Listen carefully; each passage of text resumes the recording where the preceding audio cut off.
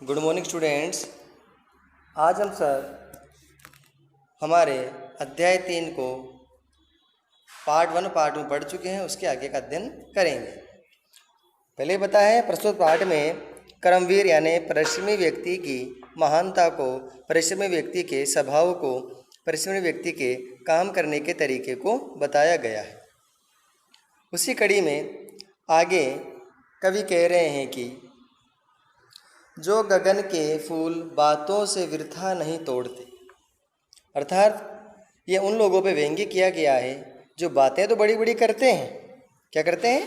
बातें तो बड़ी बड़ी करते हैं, लेकिन समय आने पर उन बातों के अनुरूप कार्य नहीं करते हैं। तो कवि ने कर्मवीर मनुष्य पर के मनोभाव व्यक्त करते हुए कह रहा है कि कर्मवीर मनुष्य कभी भी गगन के फूल यानी आसमान के फूल बातों से वृथा यानी बेकार ही नहीं तोड़ते, अर्थात वे बेकार बड़ी बड़ी बातें नहीं करते हैं। गगन के फूल तोड़ने से तात्पर्य है कि वे बेकार या वृथा ही बड़ी बड़ी बातें नहीं करते हैं, वे जो बोलते हैं वे ही करते हैं। इस प्रकार उन आलसी मनुष्य पर व्यंग्य किया है जो क्या करते हैं? बड़ी बड़ी बातें तो करते हैं, उनके अनुरूप कार्य नहीं करते हैं। बन गया हीरा उन्हीं की हाथ से है कार्बन। कार्बन का मतलब होता है तुच्छ वस्तु।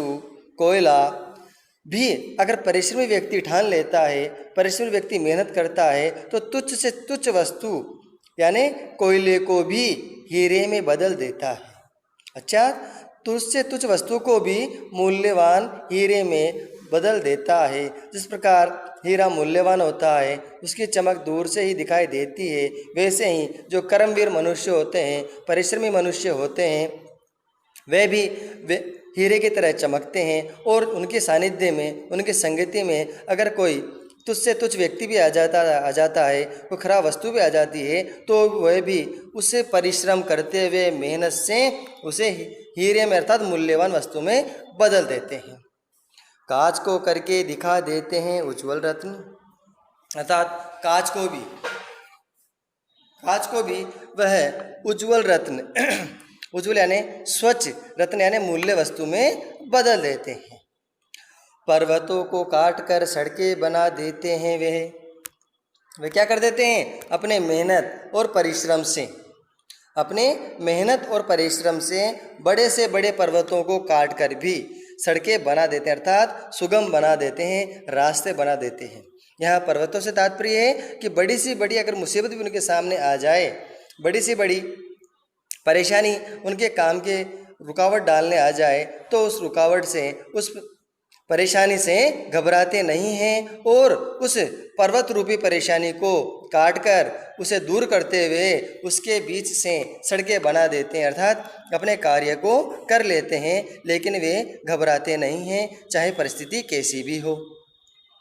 सैकड़ों मरुभूमि में नदियाँ बहा देते हैं वे, अर्थात मरुभूमि से तात्पर्य होता है रेगिस्तानी जमीन, बंजर जमीन, जहाँ पर एक बूंद पानी भी नहीं मिलती है, वहाँ पर भी वे कर्मवीर मनुष्य नदियाँ अर्थात कुशियाँ ला देते हैं। उस मरुस्थल में, शुष्क भूमि में भी वह कुशियाँ ला देते हैं। कुशियाँ कैसे? अपने परिश्रम से, मेहनत से सभी कार्यों को सफल कर देते हैं। देखिए प्यारे छात्रों, हम राजस्थान में रहते हैं और राजस्थान में रेगिस्तानी भूमि बहुत ज़्यादा है और रेगिस्तानी इलाकों में पीने को पानी भी नहीं मिलता है। लेकिन एक व्यक्ति ने छोटा सा स्वप्न देखा कि मैं एक नहर लेके आता हूँ इस रेगिस्तान में और इस रेगिस्तान को हरियाली प्रदान करता हूँ। उन्होंने उसके अनुसार कार्य किया और इंदिरा गांधी नहर के रूप में एक ऐसी नहर को राजस्थान में लाकर खड़ा कर दिया जिससे आसपास हरियाली आ गई। अगर जिसने भी इस स्वप्न को सोचा था, अगर वह घबरा जाता कि रेगिस्तान में पानी कहाँ से आएगा, ये तो बंजर ज़मीन है, तो क्या उसका स्वप्न सफल होता? लेकिन यही कर्मवीर मनुष्य की पहचान होती है कि वह विघ्न बाधाओं से घबराते नहीं हैं, अर्थात इसलिए इस सैकड़ों मरुभूमि यानी अनगिनत मरुस्थलीय भूमि में भी वह अपनी खुशियों की, मेहनत की नदियाँ बहा देते हैं, कार्य को कर देते हैं। चाहे उन्हें पर्वत सामने आए, चाहे मरुस्थल सामने आए, लेकिन वे, उनका लक्ष्य एक ही होता है, अपने कार्य को करते रहना और हमेशा वह उस कार्य की ओर अग्रसर रहते हैं। गर्भ में जल राशि के बेड़ा चला देते हैं। गर्भ में जल राशि यानी समुद्र। तो बड़े से बड़े समुद्र के अंदर भी चाहे कितना भी तूफान आए, लेकिन वह अपने परिश्रम रूपी नाव को, अपनी मेहनत रूपी नाव को उस अथाह जल समुद्र के अंदर, उस जल समुद्र यानी परेशानियों के समुद्र के अंदर उतार देते हैं और उससे भी पार पा जाते हैं। उस समुद्र को भी, उस तूफानी समुद्र को भी पार कर देते हैं। यहाँ पर जल राशि तात्पर्य समुद्र है, लेकिन समुद्र कैसा? परेशानियों का समुद्र। उसमें अपना बेड़ा यानी नाव कौन सी? अपनी मेहनत रूपी, परिश्रम रूपी नाव को चला लेते हैं, अर्थात उस तूफानी समुद्र से भी वे पार पा जाते हैं, उसको भी पार कर देते हैं। जिसमें आलसी मनुष्य उसको देखकर घबरा जाता है, उसमें उतरता नहीं है, लेकिन मेहनती परिश्रमी व्यक्ति उस समुद्र में भी एक आशा की किरण देखता हुआ अपनी मेहनत रूपी नाव को लेकर उतर जाता है, उससे पार पा देता है। जंगलों में भी महामंगल रचा देते हैं। जंगलों में भी यानी वनों में, ऐसे वन जहाँ देखना मुश्किल होता है, थोड़ी दूर भी जहाँ चलना मुश्किल होता है, कांटे भरे पौधे होते हैं, उन जंगलों में भी, अर्थात उन रुकावटों बाधाओं रूपी जंगलों में भी महामंगल रचा देते हैं। महामंगल से तात्पर्य है खुशियाँ ला देते हैं। उन दुर्गम जंगलों में भी, दुर्गम वनों के अंदर भी अपनी मेहनत रूपी कर्म से कर्मवीर मनुष्य क्या कर देते हैं? उन जंगलों में भी महामंगल अर्थात खुशियाँ ला देते हैं। भेद नभ तल का उन्होंने बहुत बतला दिया है, उन्होंने ही निकाली तार की सारी क्रिया। अर्थात भेद, रहस्य कि आकाश में क्या रहस्य है, इस धरती का क्या रहस्य है, इन दोनों के बीच में दूरी कितनी है, आकाश में कितने तारे हैं, कौन से ग्रह हैं, ये धरती के गर्भ में कौन कौन से रत्न छिपे हुए हैं, ये भी कर्मवीर मनुष्य के ने ही इन भेद को, रहस्यों को उजागर किया है। वह घबराए नहीं कि धरती से आकाश बहुत दूर है, वह कैसे देखेंगे, उनको तारों को कैसे गिनेंगे, ग्रह कैसे समझेंगे, लेकिन जो कर्मवीर मनुष्य होते हैं उन्होंने उस नभ के अंदर, उस आकाश के अंदर क्या क्या रहस्य छिपे हुए हैं, तल अर्थात धरती के गर्भ में कौन कौन से रत्न हैं, कौन कौन से धातुएं छिपी हुई है, इन सब के रहस्यों को कर्मवीर मनुष्य ने ही अपनी मेहनत से, परिश्रम से सभी के सामने उजागर किया है, सभी के सामने लेकर आए हैं। उन्होंने ही निकाली तार की सारी क्रिया, अर्थात उन्हीं कर्मवीर मनुष्यों ने ही इन तारों की गणना की, इन ग्रहों की गणना की और इनका रहस्य लेकर सबके सामने आए हैं। कार्य थल को वे कभी नहीं पूछते हैं, वे है कहाँ। अर्थात कार्यस्थल, जब वे कोई कार्य करते हैं, उस कार्य के लिए जगह कौन सी उपयुक्त होगी उसके बारे में कभी नहीं पूछते हैं। उन्हें सिर्फ अपने कार्य से मतलब होता है, चाहे जंगल हो, चाहे पहाड़ हो, चाहे समुद्र हो, चाहे नभ हो, चाहे धरती का गर्भ हो, वे हर जगह केवल अपने लक्ष्य को ध्यान में रखते हैं और आगे बढ़ते रहते हैं। कर दिखाते हैं असंभव को भी वही संभव यहाँ। अर्थात असंभव जिसे करना आसान नहीं होता है, उसे भी क्या कर देते हैं? वे संभव कर देते हैं, आसान बना देते हैं। अर्थात वह अपनी मेहनत से, अपनी परिश्रम से असंभव यानी जिस कार्य को कोई साधारण मनुष्य नहीं कर सकता है, उसे भी करते हुए संभव बना देते हैं, आसान बना देते हैं। उलझने आकर उन्हें पड़ती है जितनी ही जहाँ, वे दिखाते हैं नया उत्साह उतना ही वहाँ। अर्थात उलझने यानी परेशानियाँ जितनी भी उन्हें वहाँ पर आती है, कहाँ पर? उस कार्य को करते हुए, अपने लक्ष्य को साधते हुए उन्हें जितने भी परेशानी आती है, उलझने आती है, लेकिन उससे घबराते नहीं हैं। वे दिखाते हैं नया उत्साह उतना ही वहाँ। अर्थात जितनी ज़्यादा परेशानी उनके सामने आएगी, वह उतना ही ज़्यादा उत्साह से उस कार्य को करते हैं, उतना ही उस कार्य को करते हुए आनंद की प्राप्ति करते हैं, आनंद का अनुभव करते हैं। वह घबराते नहीं हैं, डरते नहीं हैं। मेरे छात्रों, यही मेहनती मनुष्य की पहचान होती है।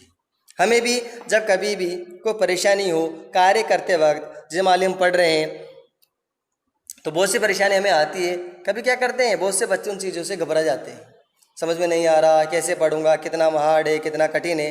लेकिन जब तक हम उसको मेहनत नहीं करेंगे, परिश्रम नहीं करेंगे, तब तक वो चीज़ आसान नहीं होती है। और बिना परिश्रम के दुनिया में कुछ चीज़ नहीं मिलती।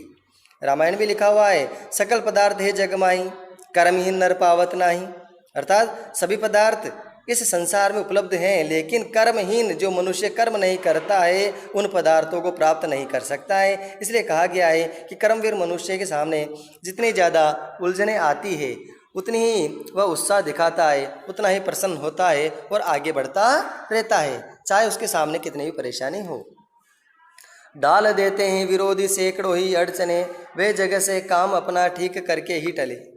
अर्थात विरोधी यानी जो कर्मवीर मनुष्य के काम करते वक्त आगे बढ़ने पर जो लोग उनकी टांग खींचते हैं, उनके सामने रुकावटें पैदा करते हैं, खुद तो कुछ काम करते नहीं हैं लेकिन कोई आगे बढ़ता है उसे सफलता प्राप्त नहीं करने देते हैं, अड़चने यानी परेशानियां डालते रहते हैं, लेकिन वह जगह से काम अपना ठीक करके ही टले। अर्थात कर्मवीर मनुष्य ने कभी भी उन विरोधियों की परवाह नहीं की, उन विरोधियों के द्वारा उत्पन्न की गई परेशानियों की परवाह नहीं की, वे आगे बढ़ते रहे और अपने काम को, अपने लक्ष्य को प्राप्त करके ही वे रुके, चाहे विरोधियों ने उनके सामने सैकड़ों अड़चने परेशानियां डाल दी। एक छात्रों, प्रस्तुत कविता में कर्मवीर मनुष्य की महिमा वर्णन किया गया है। हर पद्य में, हर लाइन में सिर्फ कर्मवीर मनुष्य की महानता का वर्णन किया गया है। देखिए प्यारे छात्रों, पृथ्वी पर भी, संसार में भी, या हम भी उन्हीं लोगों को याद करते हैं जिन्होंने परेशानियों को सहन करते हुए सफलता प्राप्त की हो। असफल व्यक्ति को कोई याद नहीं करता है। चांद पे सबसे पहले कौन गया वो याद है, सेकंड नंबर पे कौन गया, थर्ड नंबर पे कौन गया वो हमें याद नहीं है, क्योंकि दुनिया भी उन्हीं लोगों का सम्मान करती है जो अपने परिश्रम करते हुए आगे बढ़ते हैं। इसलिए हमें भी जीवन में कभी भी परिश्रम से नहीं भागना चाहिए, परिश्रम से दूर नहीं रहना चाहिए, घबराना नहीं चाहिए। परेशानी होती है, समय होता है, अच्छा भी होता है, बुरा भी होता है, निकल जाता है, लेकिन अपने लक्ष्य को कभी भी नहीं छोड़ना चाहिए। आज भी हमारे आसपास समाज में ऐसे कई उदाहरण हैं जो एक रिक्शे वाले का बच्चा भी आईएएस बन जाता है। उसके सामने कितनी परेशानी होगी, सोचिए आप, कितने गरीबी में जिसने जीवन जिया होगा, कितनी मेहनत उसने की होगी, लेकिन उसका लक्ष्य था, उसने लक्ष्य को प्राप्त किया है। तो साधन कोई महत्व नहीं रखते हैं जीवन में सफलता प्राप्त करने के लिए, साधन तो मनुष्य स्वयं बनाता है। इसलिए साधनों की परवाह ना करें कि हमारे पास वो साधन है या नहीं है, केवल अपने लक्ष्य को ध्यान में रखें, और लक्ष्य को ध्यान में रखेंगे तभी हम आगे बढ़ेंगे। इसके बाद इसकी हिंदी अर्थ की पीडीएफ आपके पास आ जाएगी, उसके बाद हम क्वेश्चन आंसर की पीडीएफ भी भेज देंगे।